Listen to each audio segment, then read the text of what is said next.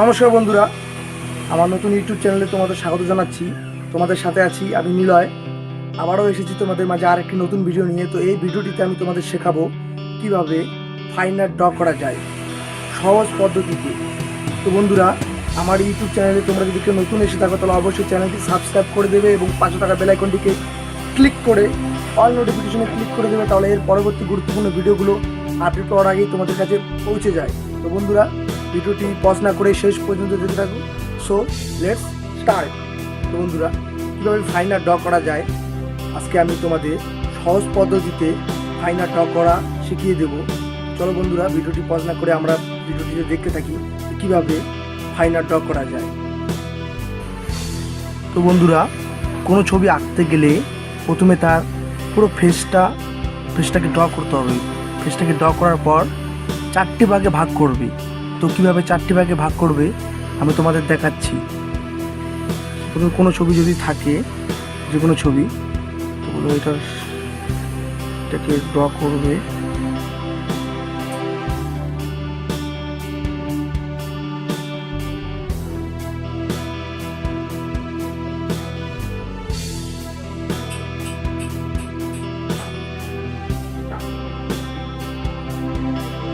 প্রথমে আগে হেয়ারটাকে ড্র করবে। মাথা থেকে ড্র করলে তাড়াতাড়ি সুন্দর যে কোনো ছবি তাড়াতাড়ি ড্র করা যায়। তো বন্ধুরা, তোমরা দেখতে পাচ্ছ কীভাবে প্রথমে ড্র করছি। আশা করি তোমাদের বুঝাতে পেরেছি কীভাবে ড্র করতে হয়। তোমরা দেখতে পাচ্ছ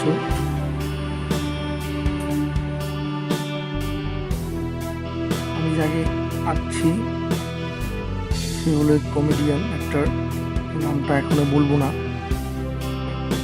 ড্রটা কমপ্লিট করার পর তারপর নাম বলবো। বন্ধুরা, তোমরা দেখতে থাকো।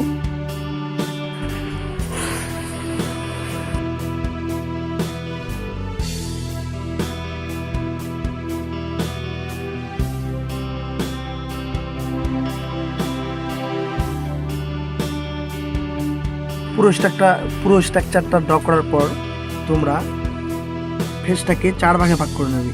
কীভাবে ভাগ করবে তোমাদের দেখাচ্ছি। যে প্রথমে তুমি এখান থেকে নেবে, এখান থেকে পুরো মাঝখানে এরকম করে দাগ টানবে। ঠিক আছে? দাগ টানার পর নাক এবং মুখ বরাবর দাগ টেনে নেবে। দাগ টানার পর যে দুটো কানের মাঝে আর একটা দাগ টেনে নেবে। হতে পারে যে কোনো কানের, হতে পারে কোনো ছবি, কোনো ছবিতে একটি কান হয়তো বড় থাকতে পারে বা একটি কান হয়তো ছোটো থাকতে পারে।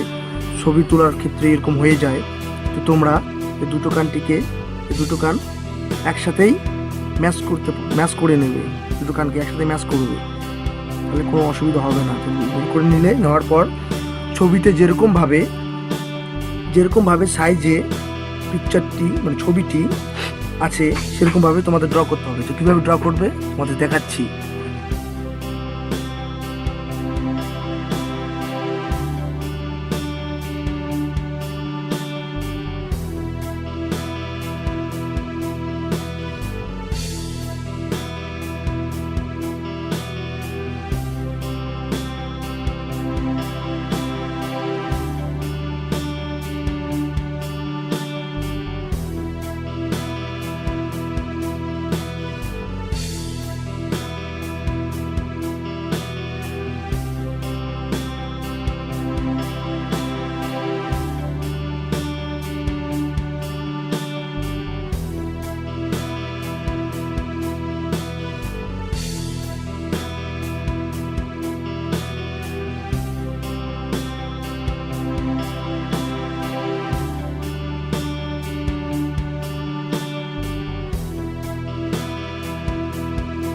তো বন্ধুরা, তোমরা দেখতে পারলে পুরো ছবিটি ফেস একদম পুরো কমপ্লিট করলাম।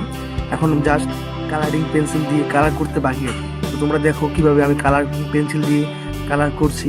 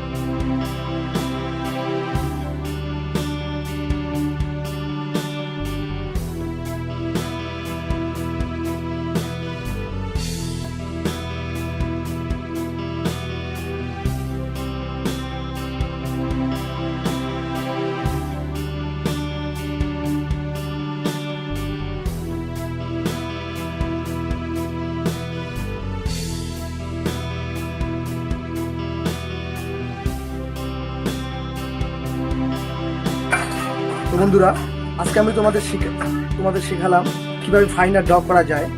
তো আশা করি এই ভিডিওটি তোমাদের কাছে ভালো লেগে থাকবে, এবং যদি ভালো লেগে থাকে তাহলে অবশ্যই লাইক কমেন্ট শেয়ার করতে ভুলো না। এর পরবর্তী নেক্সট ভিডিওতে তোমাদের সাথে দেখা হচ্ছে।